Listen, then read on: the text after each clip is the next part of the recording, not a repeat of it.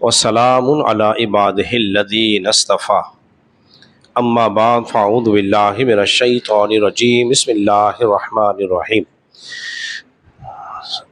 سامعین وقار، آپ حضرات درس حدیث کے اندر روزے کے احکام سماعت کر رہے ہیں، اور بالخصوص روزوں کے فضائل کے بعد روزوں کے مسائل آپ حضرات سماعت کر رہے ہیں۔ مسئلے کو بیان کرنے سے پہلے ایک بات کو بیان کر دینا بہت ضروری سمجھتا ہوں، وہ یہ ہے کہ الحمدللہ ہم ہیں مسلمان۔ کیا ہیں؟ ہم سب مسلمان ہیں، الحمدللہ ثم الحمدللہ۔ تو کوئی مسلمان شعار اسلام اور عبادات کا مذاق نہیں اڑا سکتا۔ آپ حضرات نے دیکھا ہوگا کہ بعض لوگوں نے نماز کا مذاق اڑایا، مصلی بچھا کر ڈھول بجا کر اس پر رقص کر کے نمازیں پڑھی۔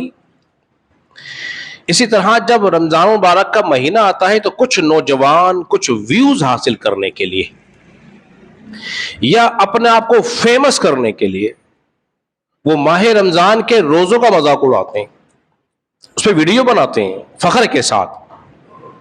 یا بعض لوگ جب قربانی کا مہینہ آتا ہے، لوگ جانور ذبح کرتے ہیں، تو کچھ زیادہ پڑھے لکھے لوگ مسلمانوں کو گمراہ کرنے کے لیے کہتے ہیں یہ تو ظلم ہے جانوروں پر، کیا ہی اچھا ہو یہ پیسہ کہیں اور خرچ کر دیا جائے۔ اس قسم کی باتیں کرنا اسلام کا مذاق اڑانا ہے، در حقیقت میں اس دار اسلام سے خارج ہونا ہے۔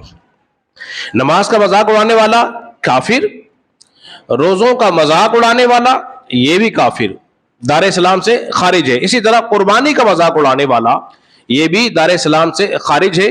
امام اہل سنت فرماتے ہیں ایسا شخص اگر بیمار ہو جائے نا، اس کی عیادت کے لیے نہ جانا، اس کے پاس نہ بیٹھنا، مر جائے تو اس کا جنازہ میں نہیں پڑھنا۔ اب آئیے دوسری بات کی طرف، تو ہمیں ایسے لوگوں کو سمجھانا بھی ہے اور ان سے بولیے بچنا بھی ہے، اور ان کی تائید نہیں کرنی، ہنسنا نہیں ہے۔ اگر وہ کوئی مذاق اڑا تو ہم ہنسنا شروع کر دیتے ہیں، تو گویا یہ کر رہے ہیں ہم اس کے کفر پہ راضی ہو رہے ہیں، ہمیں اس سے بچنا ہے۔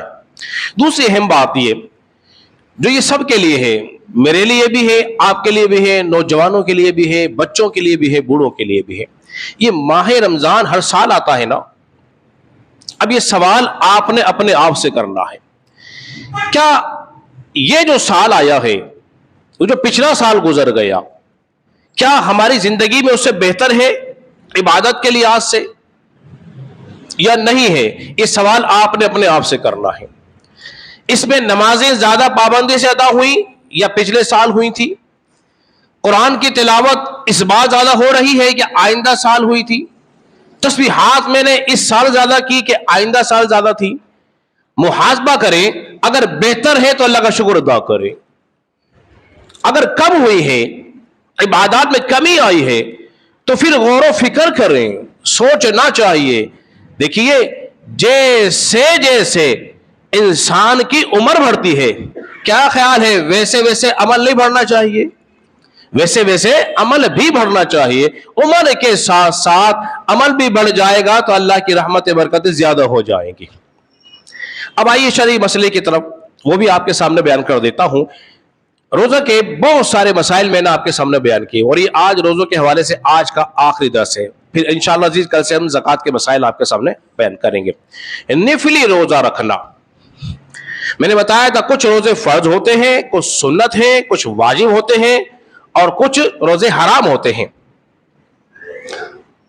انہی میں سے عید کا روزہ رکھنا وہ حرام ہے، اور بقرہ عید کے دن بھی تینوں دن روزہ رکھنا بھی یہ بھی حرام ہے، منع ہے۔ نفلی روزہ، بعض لوگ نفلی روزہ رکھنے کے عادی ہوتے ہیں، بہت اچھی بات ہے، روزے رکھنے چاہیے۔ اگر کسی صاحب نے نفلی روزہ توڑ دیا، اب سوال یہ پوچھتے ہیں کیا اس کی قضا کیا ہوگی، اس کا کفارہ کیا ہوگا؟ اگر کسی نے نفلی روزہ توڑ دیا، اس کی صرف قضا ہوگی، کفارہ نہیں ہوگا۔ کیا ہوگی؟ قضا ہوگی، اس کے بدلے ایک روزہ اور رکھ لے۔ اور اگر کسی نے ماہ رمضان کا فرض روزہ توڑ دیا تو پھر جان بوجھ کر توڑا، کوئی شرع عذر نہ تھا، بغیر شرع عذر کے توڑ دیا، تو اب کفارہ بھی لازم آ جائے گا، قضا بھی ہوگی اور کفارہ بھی ہوگا۔ اب کفارہ کیا ہے؟ ویسے تو 3 آپشن ہیں، لیکن فی زمانہ 2 ہی آپشن ہیں ہمارے پاس۔ زمانے رسالت میں تھا کہ غلام آزاد کرے، اب کوئی غلام ہے نہیں، تو فرمایا اب 60 روزے رکھ لے۔ کتنے روزے؟ 60، 50 اور 10، 60 روزے لگاتار رکھے گا، ایک کے بعد ایک کے بعد ایک کے بعد ایک۔ اگر بیچ میں سے کوئی روزہ چھوٹ گیا، وہ روزے ختم، دوبارہ تو پھر رکھے۔ فرض کر لیجیے کسی نے 50 رکھ لیے تھے اور 91 اور 92 روزہ اس کو رکھنا تھا، چھوٹ گیا، اب 50 بھی گئے، دوبارہ سے شروع کرے۔ یہ کیا ہے؟ اس کا کفارہ ہے۔ یا پھر 60 مسکینوں کو کھانا کھلا دے، 60 مسکین غریب اس کو کھانا کھلا دے۔ یہ ضروری نہیں ہے کہ 60 مسکینوں کو ایک ساتھ ہی کھانا کھلائے، یہ لازم نہیں ہے، چاہے تو آہستہ آہستہ کر کے کھلا دے، ان کو لکھتا رہے، یا پھر ایک صدقہ فطر روز دیتا رہے، روز دیتا رہے۔ لیکن ہاں ایک بات کا خیال رکھا جائے کہ ایک مسکین کو پورے کے پورے 60 صدقہ فطر دینا جائز نہیں، ایک ہی فقیر کو کفارہ ایک ساتھ دینا جائز نہیں، چاہیے کہ مختلف لوگوں کو دے تاکہ سب کا بھلا ہو جائے۔ اب ایک مسئلہ اور سن لیجئے، وہ یہ ہے جیسے کل میں نے بتایا تھا اذان کی آواز سننی ہے کہ نہیں سننی ہے، کسی کو گمان ہوا شاید سائرن بجا ہے، ہوتے ہیں نا کبھی کبھار آواز آتی ہے اگرچہ وہ ہوتی نہیں، یا کسی صاحب نے غلطی سے سائرن بجا دیا یا اذان دے دی، یا کسی نے بھولے سے کہہ دیا کہ آواز اذان ہو رہی ہے اور اس نے افطار کر لیا لیکن ابھی ٹائم ہوا نہیں تھا، ابھی ٹائم ہوا نہیں تھا، اور اس نے گمان کیا کہ شاید اذان ہو گئی ہے اور اس نے افطار کر لیا، تو پھر اس روزے کی قضا کرنی پڑے گی، اس روزے کی قضا کرنی پڑے گی، اس لیے کہ وہ افطار سے پہلے افطار کر لیا ہے، افطار سے پہلے افطار کر لیا ہے۔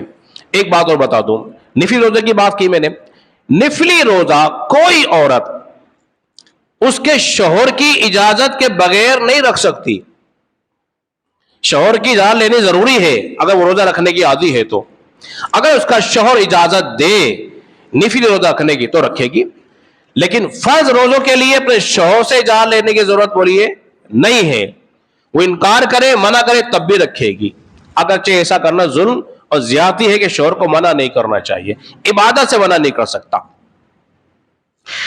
ہاں اگر کوئی ایسا مزدور جو روزہ رکھنے کے عادی ہو، روزہ رکھتا ہو لیکن ساتھ ساتھ محنت مزدوری بھی کرتا ہے، لیکن اس کے روزے رکھنے سے اس کے کام میں ہر جاتا ہے، کس کا؟ اس کے مالک کا، پہلے زیادہ کام کرتا تھا، روزہ رکھنے کی وجہ سے قوت کم ہوئی، اب کم کر رہا ہے کام، تو لہذا اس کو مالک سے اجازت لینے کی ضرورت پڑے گی، جس کے پاس وہ کام کر رہا ہے، اگر تو مجھے اجازت دے تو میں نفلی روزہ رکھ لوں، نفلی روزے کی بات کر رہا ہوں، فرض روزے کی بات نہیں کر رہا۔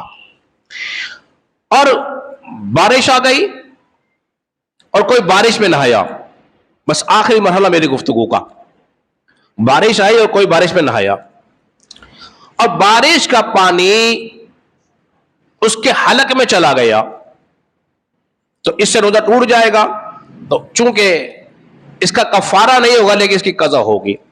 یا کسی پر خشیت الہی غالب آئی، وہ اپنے گناہوں کو یاد کر کے رو رہا ہے، گڑ گڑا رہا ہے، اس قدر رویا گڑ گڑایا کہ آنسو اس کے حلق میں اتر گئے اور اس کی نمکیات اس نے محسوس کی، اس صورت میں اس کا روزہ ٹوٹ جائے گا اور اس کی قضا کرنی پڑے گی۔ یا کوئی ایسا مزدور جو بڑی محنت اور مشقت کا کام کرتا ہے، یا وہ چل کر آیا دھوپ میں گرمی کے اندر، پسینہ شدید آ رہا ہے اور وہ پسینہ آنکھ سے ہوتا ہوا پلکوں سے ہونٹوں پر آیا اور وہ اس کو پی گیا، لیکن ایک قطرے سے زائد ہو اور بتا چکا ہو کہ پھر اس کی نمکیات بھی محسوس کرتا ہو، تو ایسی صورت میں اس کا روزہ بھی بولیے ٹوٹ جائے گا، اس کی بھی قضا کرنی پڑے گی، کفارہ لازم نہیں آئے گا۔